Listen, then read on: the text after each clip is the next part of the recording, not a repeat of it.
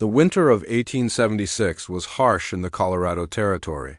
Snow covered the small frontier town of Pine Ridge like a thick white blanket, and the wind howled through the wooden buildings day and night. In a tiny cabin on the edge of town, a young woman named Catherine worked by candlelight, her fingers moving quickly over a piece of fabric.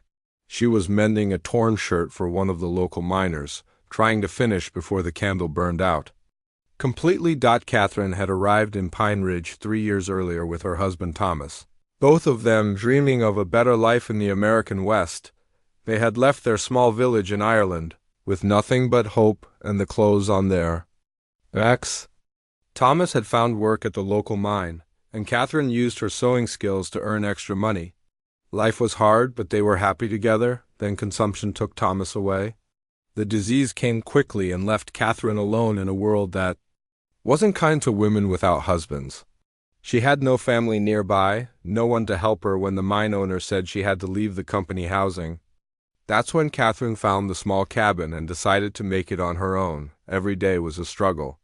She took in sewing work from anyone who needed it, torn clothes, new curtains, even patches for the soldiers' uniforms at the nearby army post. Her fingers were often sore from the needle and her eyes strained from working in poor light, but she never complained. She had learned early in life that complaining didn't put food on the table. The town of Pine Ridge sat in a valley, surrounded by rolling hills and dense forests. It was beautiful country, but dangerous too. Everyone knew that Native American tribes still moved through these lands, and tensions had been growing for months. The government wanted to push all the tribes onto reservations, but many refused to go. Stories of raids and attacks spread from town to town, making everyone nervous. Catherine tried not to think about these dangers. She focused on her work and minded her own business. She had learned to speak a little English since coming to America, though her Irish accent was still thick. Most people in town were friendly enough, but she knew she was different. She was a widow, an immigrant, and a woman trying to survive alone. That made her stand out in ways she didn't always like. One cold morning in early spring, Catherine was walking to the general store to buy thread when she heard shouting from the direction of the army post. Soldiers were running around and she could see dust clouds in the distance. Something was wrong. She hurried home and locked her door, just as her neighbors were doing the same. The attack came at dawn the next day. Catherine woke to the sound of horses and war cries. Through her small window, she could see riders moving through the town. Some buildings were already on fire.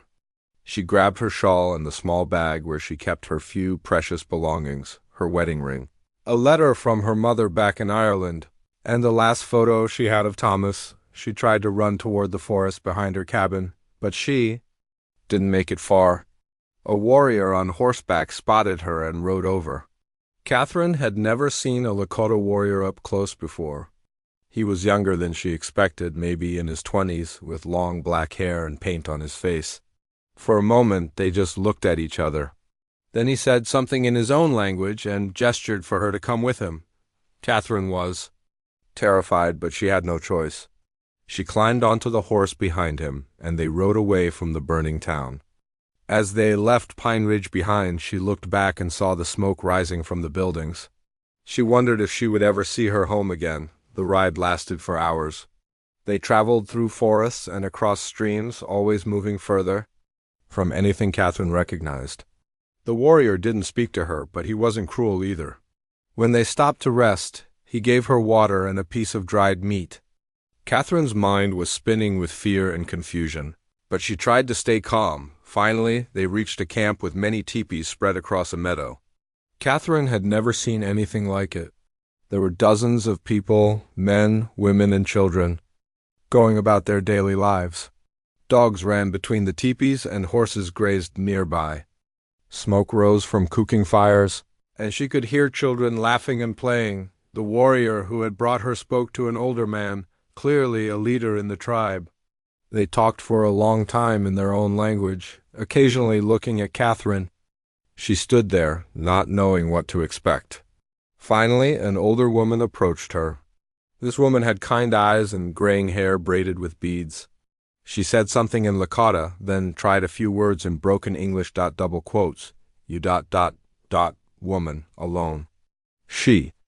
Us. Catherine nodded, not trusting her voice. The woman studied her for a moment, then made a decision. She took Catherine's arm gently and led her to a teepee. Inside, it was warm and surprisingly comfortable.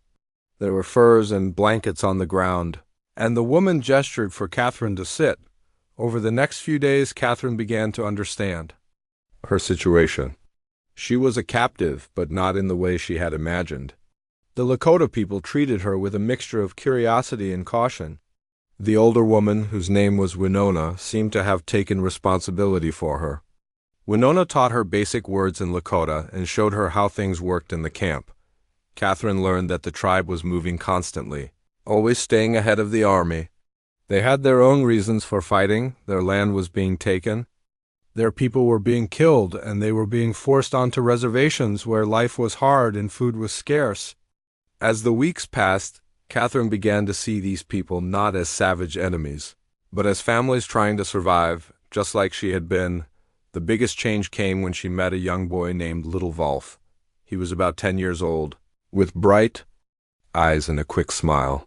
His mother had been killed in a cavalry attack several months earlier, and he had been living with his grandmother.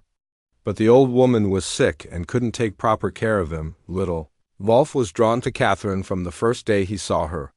Maybe it was because she was different, or maybe he sensed her loneliness. He would sit near her when she worked, trying to learn English words while she learned Lakota. He showed her how to find edible plants and how to help with the horses. Slowly, a bond formed between them.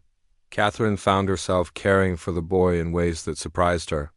She mended his clothes, made sure he ate enough, and told him stories about Ireland and her life before.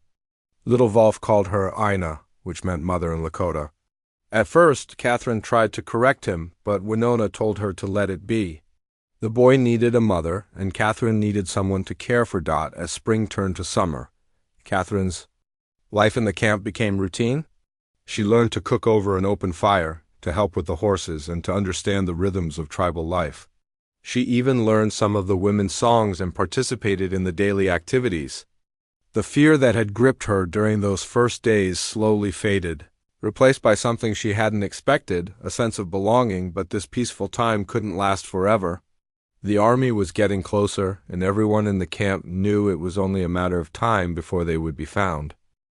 The sound of gunfire echoed across the valley on that terrible morning in late summer. Catherine woke to screams and the thunder of horses' hooves. The army had found their camp. She grabbed Little Wolf, who had been sleeping beside her, and held him tight as chaos erupted around them. "Stay close to me," she whispered in Lakota, words that now came naturally to her after 8 months with the tribe. Soldiers in blue uniforms were everywhere, shouting orders and firing their weapons into the air.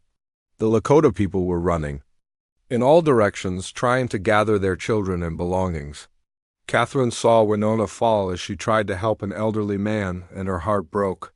The woman who had been like a mother to her was gone. Little Wolf clung to Catherine's dress, tears streaming down his face. "Ina, don't let them take me," he cried in his own language, but Catherine had no choice. A soldier grabbed her arm roughly and pulled her away from the boy. "You're coming with us, ma'am," he said in English. "We're here to rescue you." "No, you don't understand," Catherine tried to explain, but the soldier wasn't listening. He dragged her toward a group of other soldiers while Little Wolf screamed her name. She looked back and saw the boy being held by one of the tribal elders, both of them watching her with desperate eyes. The ride back to civilization took 3 days. Catherine sat in the back of a military wagon, her hands tied, treated like a prisoner rather than someone being rescued. The soldiers talked among themselves, making jokes about Indian lovers and squaws. Catherine understood enough to know they were talking about her, but she kept quiet. Her heart ached for Little Wolf and the life she was being forced to leave behind. When they finally reached Pine Ridge, Catherine barely recognized the town. Many of the buildings had been rebuilt after the raid, and there were more soldiers stationed there now. People came out to stare as the wagon rolled down the main street. Some faces showed curiosity, others showed disgust. Catherine realized that her appearance had changed during her time with the Lakota. Her skin was darker from living outdoors. Her hair was braided in the tribal style, and she wore clothes made from animal skins. The first person to greet her was Mrs. Henderson, the preacher's wife. "Oh, Catherine dear," she said, but her voice was cold. "What have they done to you?" Catherine was taken to a small room behind the church, where Mrs. Henderson brought her some old clothes and a basin of water. "You need to clean yourself up," she said, looking at Catherine like she was something dirty. "People are already talking." Over the next few days, Catherine tried to return to her old life.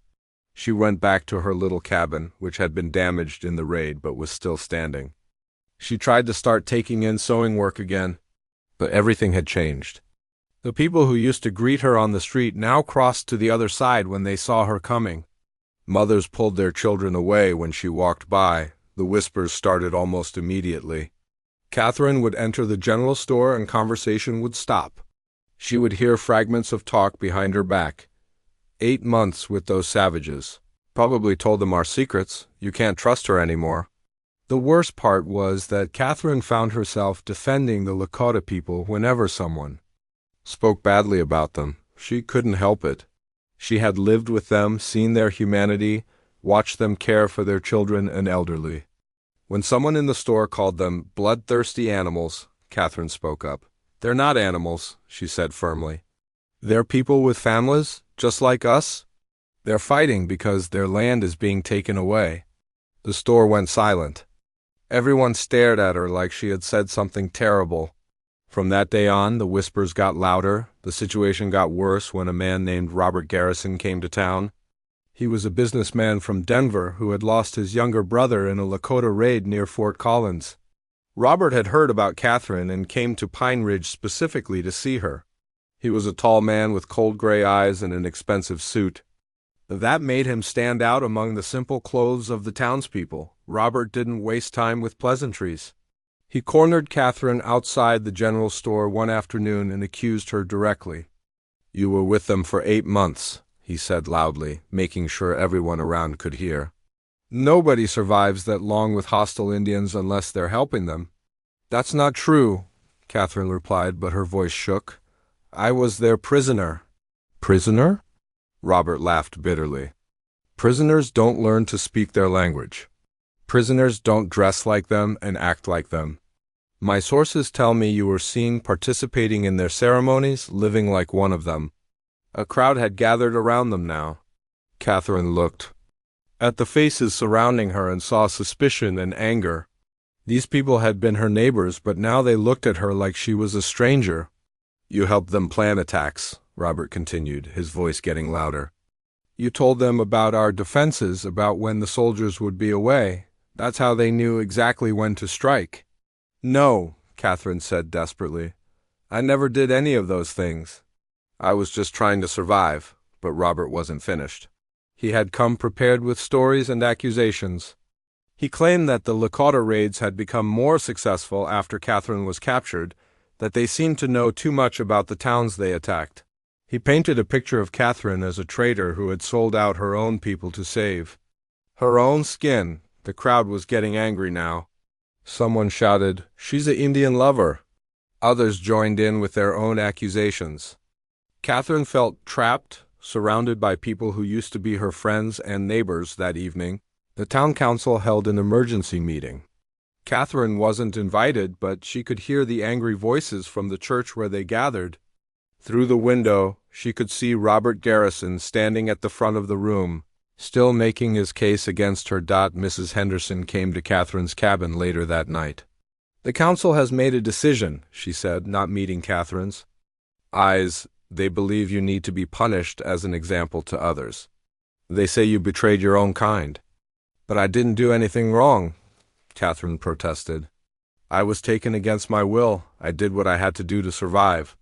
"That's not how they see it," Mrs. Henderson replied sadly. "They say you went native. They say you chose them over us."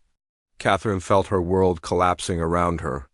She thought about little Wolf, wondering if he was safe, if he understood why she had been taken away. She thought about Winona, who had shown her kindness when she needed it most. She thought about the months she had spent learning to live in A completely different way. Finding family among strangers, now she was being punished for surviving, for finding humanity in people her own community saw as enemies. The irony wasn't lost on her. She had been rejected by the white community for adapting to Lakota life, but she had been torn away from the Lakota community just when she had finally found her place there. The next morning, notices were posted around town announcing Catherine's punishment. She would be publicly whipped in the town square as a warning to others about the consequences of consorting with the enemy. The date was set for the following week, giving people time to spread the word to neighboring settlements. Catherine spent those days in her cabin, afraid to go outside. A few people came to see her, some to gawk, others to offer quiet words of support. Dr. Morrison, who had treated her husband during his final illness, visited to check on her health. He was one of the few people who still looked at her with kindness. "This is wrong, Catherine," he said softly. "What they're doing to you is wrong." But even his support couldn't change what was coming.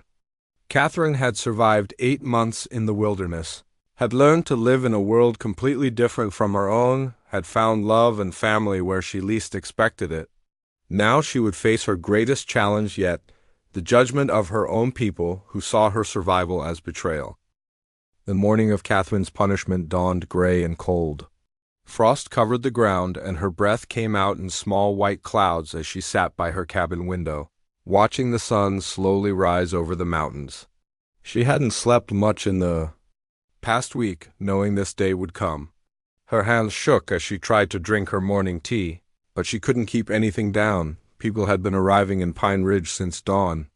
Word of the public punishment had spread to neighboring towns, and settlements and folks were coming from miles around to witness what the town council called justice. Catherine could hear voices outside, the sound of wagon wheels on the dirt road, horses neighing, and children asking their parents what was going to happen. Mrs. Henderson knocked on Catherine's door just as the church bell struck 9 o'clock. "It's time," she said quietly, her face pale and drawn. Even though she had supported the council's decision, Mrs. Henderson looked like she hadn't slept either. Catherine stood slowly, her legs feeling weak beneath her. She had chosen to wear her simplest dress, a plain brown one that Thomas had liked. She wanted to face this punishment with dignity, even if the town had decided she had none left. The walk to the town square felt like the longest journey of her life. People lined the streets, some pointing and whispering, others just staring with curious eyes.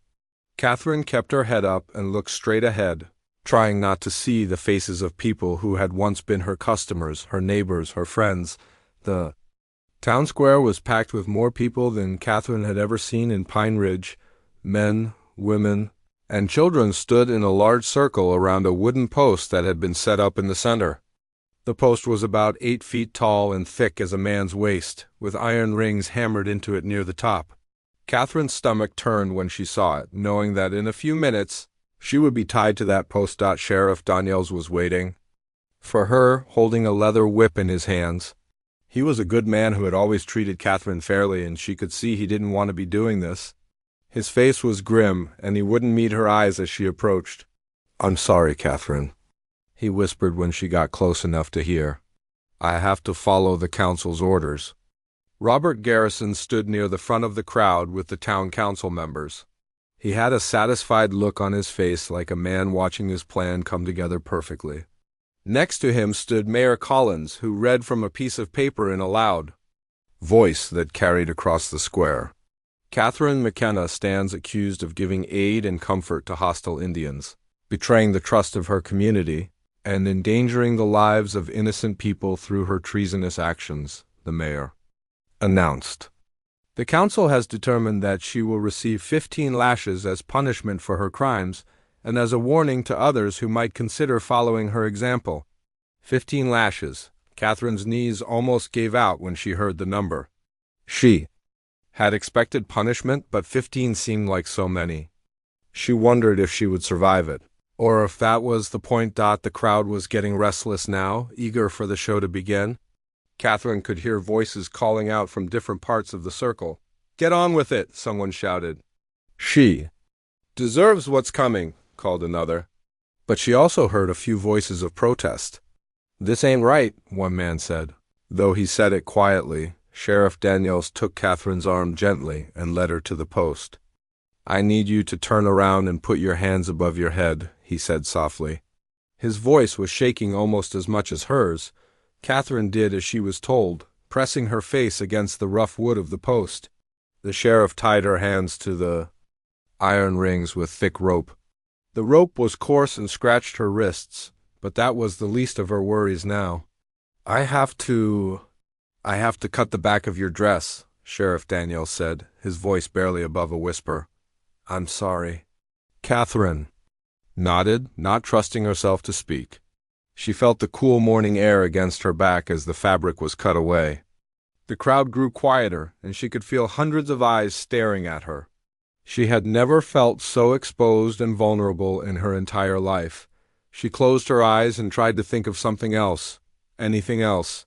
She thought about little Wolf, wondering where he was now, hoping he was safe and warm somewhere. She thought about Winona and the gentle way she had taught Catherine how to braid her hair in the Lakota style. She thought about the evenings around the campfire, listening to the tribal elders tell stories about their ancestors and the old days.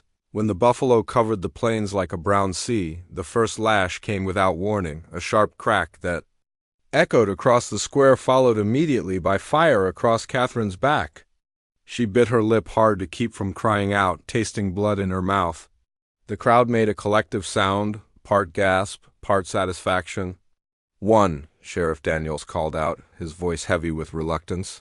The second lash came quickly after the first, and Catherine couldn't stop herself from making a small sound of pain.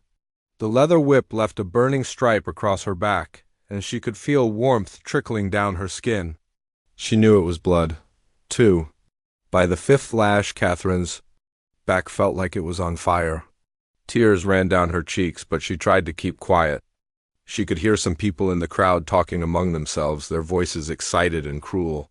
But she could also hear others who sounded uncomfortable, maybe even sorry for what they were watching. "This is getting hard to watch," she heard.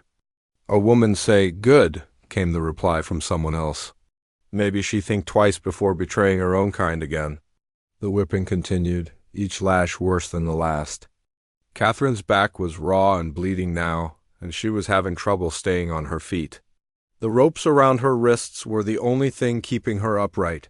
She found herself drifting in and out of consciousness, her mind trying to escape.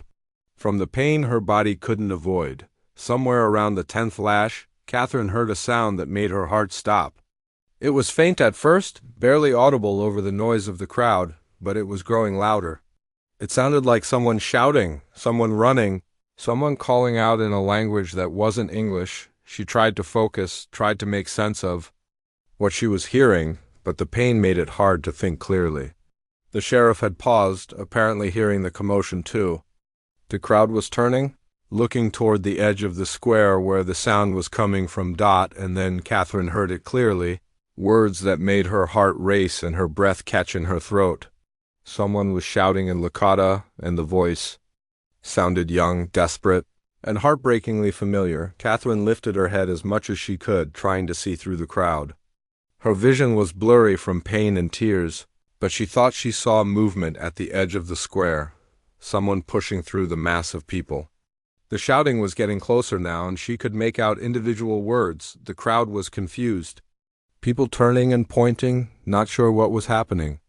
Sheriff Daniels had lowered his whip and was looking around, trying to figure out where the noise was coming from. Catherine's heart was pounding now, not from fear, but from hope. She knew that voice, had heard it every day for months, had learned to love it like it belonged to her own child. But it couldn't be possible. How could little Wolf be here, so far from his people, in the middle of a hostile white town? The shouting was almost at the square now, and Catherine could hear the panic and desperation in the young voice. Whoever it was, they were running fast and calling out words that Catherine understood, but the crowd didn't. Words of love, words of protection, words that would change everything that was about to happen. Catherine held her breath and waited, her battered body trembling against the post, her heart full of impossible hope. The crowd at the edge of the square suddenly parted like water, and a small figure burst through the wall of people. It was a young Lakota boy, no more than 11 years old, his long black hair flying behind him as he ran. His clothes were torn and dirty, like he had been traveling for days through rough country. His face was streaked with tears, and his dark eyes were wild with desperation and fear. Catherine's heart stopped when she saw him. It was little Volf, the boy who had called her mother for so many months. He was here somehow, impossibly here, in this hostile town full of people who hated his kind. "Little Volf," she whispered, but her voice was too weak for anyone to hear. The boy didn't stop running until he reached the center of the square. He looked around at all the faces staring at him, hundreds of white people who had never seen a native child up close. Some of them stepped back in surprise or fear. Others reached for weapons that weren't there. Children hid behind their parents. Legs and women pulled their shawls tighter around themselves, but little Volf wasn't looking at any of them. His eyes were fixed on Catherine, tied to the post with blood running down her back. When he saw her condition, he let out a sound that was part scream, part sob. It was the sound of a child's heart breaking. "Stop!" he cried out in English, his voice cracking with emotion. The word came out strange and heavily accented, but everyone understood it. "Stop hurting her!" The crowd fell completely silent. Even the babies stopped crying. Sheriff Daniel stood frozen with the whip in his hand, not knowing what to do. Nobody had expected this. Nobody had prepared for a native child to appear in the middle of their town. In the middle of their justice, little Volf ran to Catherine and threw his small arms around her legs, the only part of her he could reach.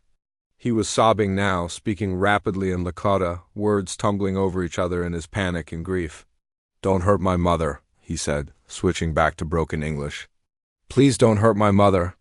The word mother hit the crowd like a physical blow. People began murmuring to each other, confused and shocked. Robert Garrison pushed forward, his face red with anger. "Get that savage child away from her," he shouted. "This is a white man's justice, and no Indian has a right to interfere." But little Volf ignored him completely. He was looking up at Catherine now, and she was looking down at him through her tears. She tried to speak, but only managed to whisper his name in Lakota. That was enough. It confirmed what everyone could already see. The bond between them was real and deep. "How did you get here?" Catherine managed to ask in Lakota. Her voice barely audible, little Volf answered in his own language, speaking fast and urgent.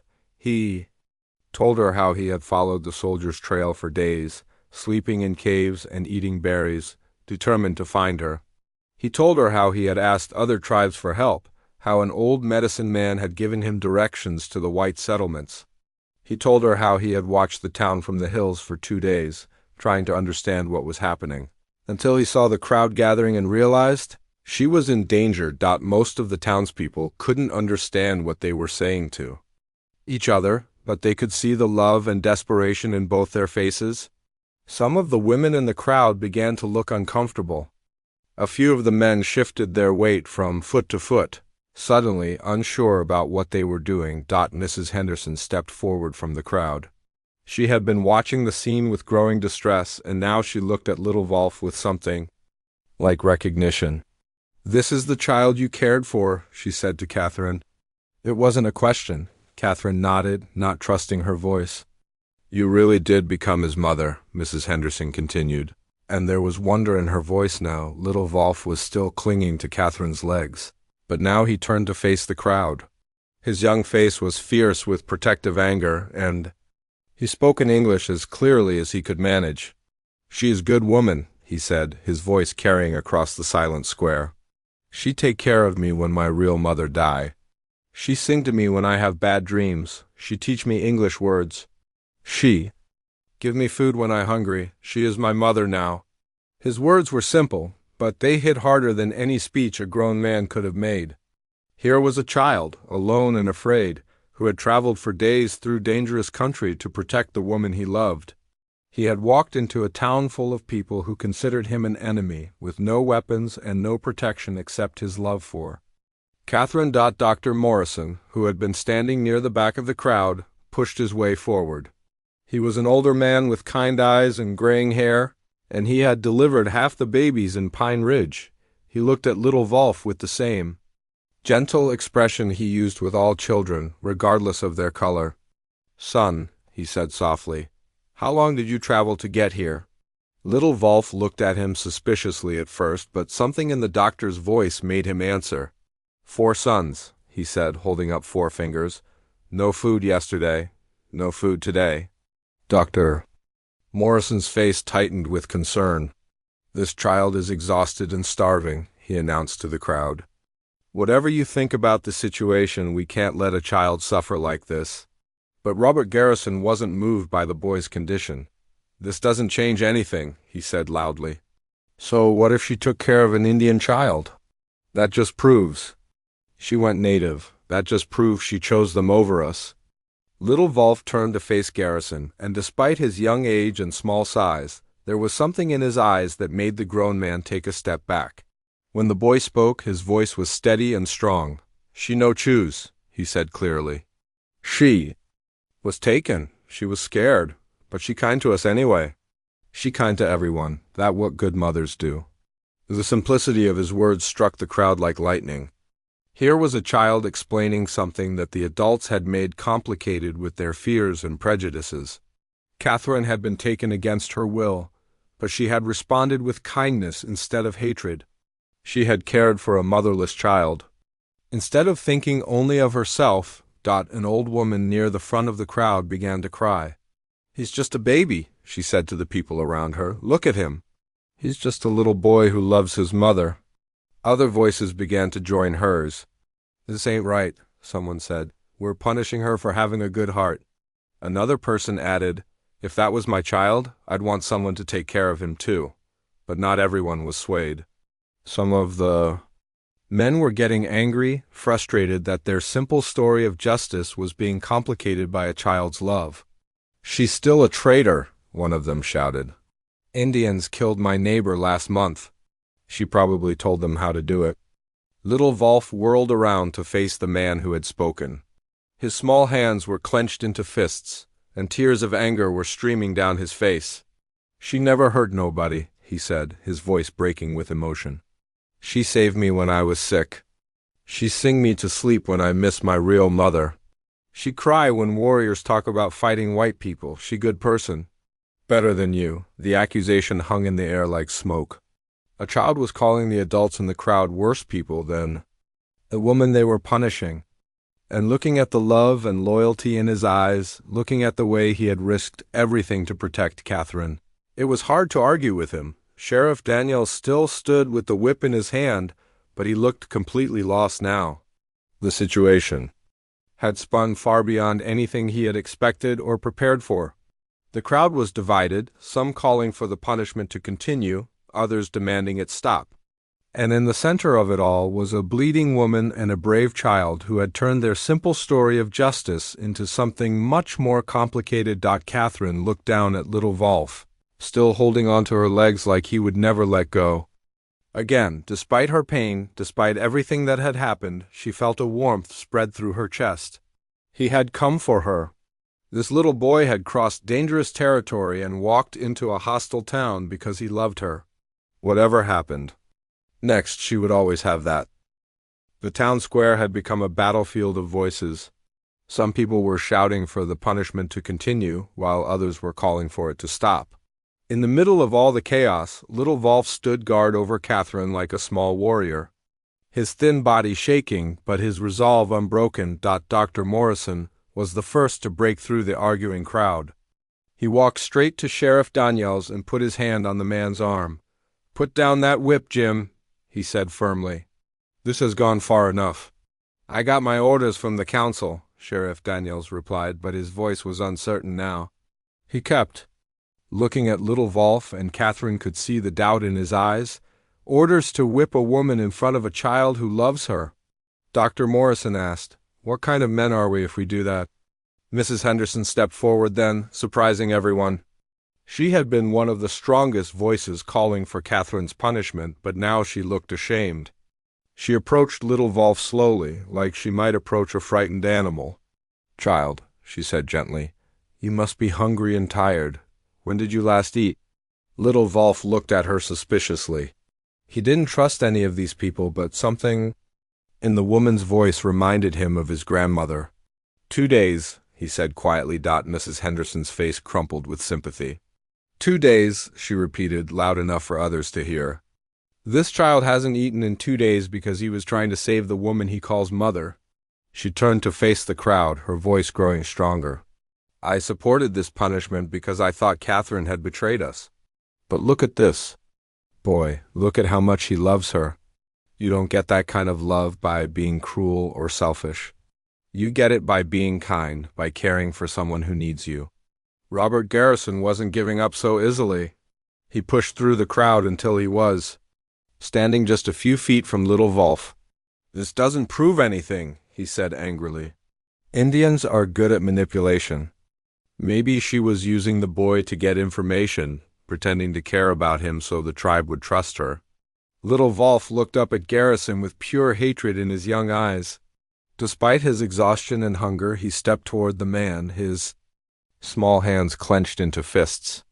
You lie, he said, his voice clear and strong.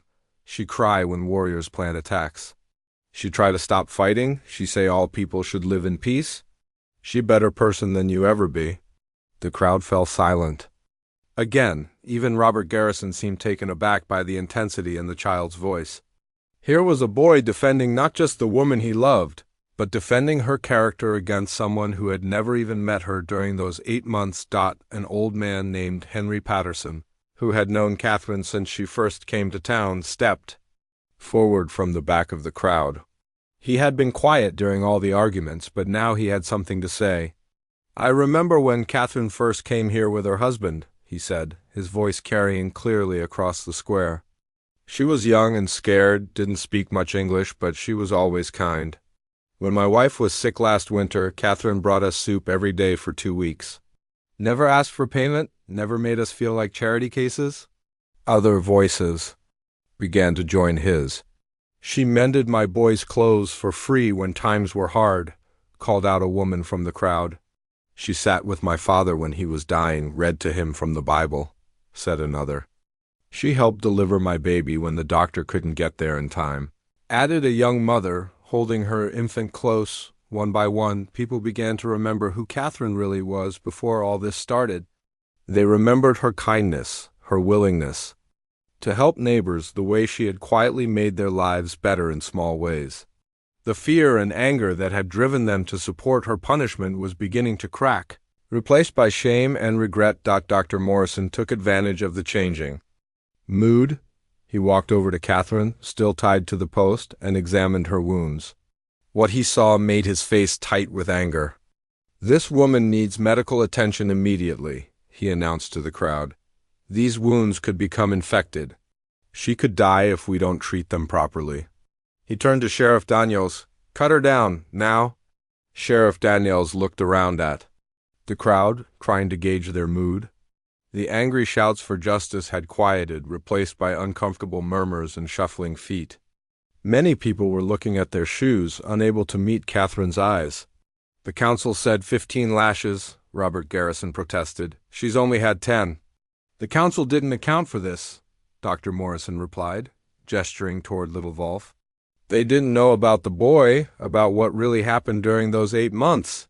Sheriff Daniels made his decision. He pulled out his knife and cut the ropes binding Catherine's hands. She collapsed immediately, her legs unable to hold her up after the trauma and blood loss. Little Wolf caught her as best he could, his small arms trying to support her weight. Mrs. Henderson rushed forward with a blanket, wrapping it around Catherine's shoulders to cover her wounds and preserve her dignity. Bring her to my house, she said. I have medical supplies there. As Dr. Morrison and Mrs. Henderson helped Catherine to her feet, she looked down at Little Wolf.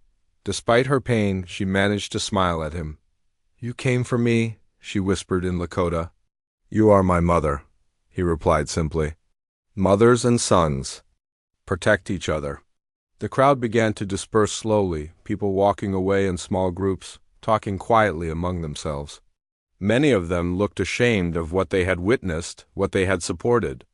The excitement and bloodlust that had brought them here was gone, replaced by an uncomfortable awareness of what they had almost done, but not everyone was ready to let it go. Robert Garrison followed the small group carrying Catherine toward Mrs. Henderson's house. "This isn't over," he called out. "The boy is still an Indian. He doesn't belong here. Send him back where he came from." Little Wolf turned around, still supporting Catherine as best he could.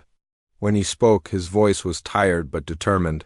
"I go where my mother goes," he said. "If she stay, I stay. If you make her leave, I go with her. We are family now." Dr. Morrison looked at the boy with growing respect. "How old are you, son?" 11 winters, Little Wolf replied. 11 years old, Dr. Morrison repeated, loud enough for the remaining crowd to hear. This child traveled for days through dangerous country, went without food, and walked into a hostile town to protect someone he loves. How many grown men here would have that kind of courage? The question hung in the air.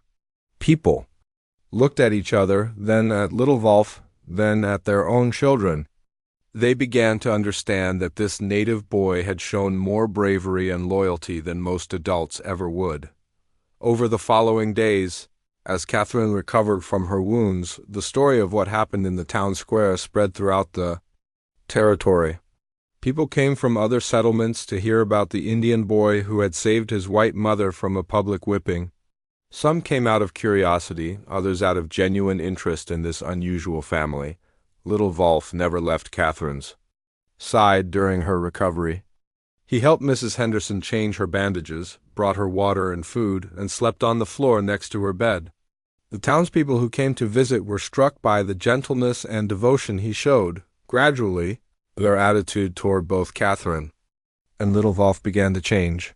Children who had been taught to fear Indians found themselves fascinated by this boy who spoke 2 languages and knew how to track animals and read weather signs. Women who had condemned Catherine began to see her differently when they watched her teaching Little Wolf to read English and helping him write letters to his grandmother back with the tribe. Robert Garrison left town after a week, frustrated that his campaign against Catherine had failed. Most people were relieved to see him go. Without his constant accusations and stirring up of anger, the community began to heal. Dr. Morrison became one of Little Wolf's strongest supporters. He was amazed by the boy's knowledge of medicinal plants and his natural healing abilities. "This child knows more about treating wounds and fevers than most trained doctors," he told anyone who would listen. 6 months later, Catherine and Little Wolf had found their place in the community. She went back to her sewing work, and Little Wolf helped her while learning to read and write. He also worked part-time for Dr. Morrison, teaching him about native healing methods while learning Western medicine. The scars on Catherine's back would never fully fade, and neither would the memory of that terrible day in the town square. But something beautiful had grown from that ugly moment. A community had learned that love and family could cross any boundary, that courage could come from the smallest person, and that sometimes the greatest wisdom came from a child's simple understanding of right and wrong. Little Wolf never did return to his tribe. He and Catherine became a real family, proving that sometimes the strongest bonds are not those of blood, but those forged in the fires of loyalty, sacrifice, and unconditional love.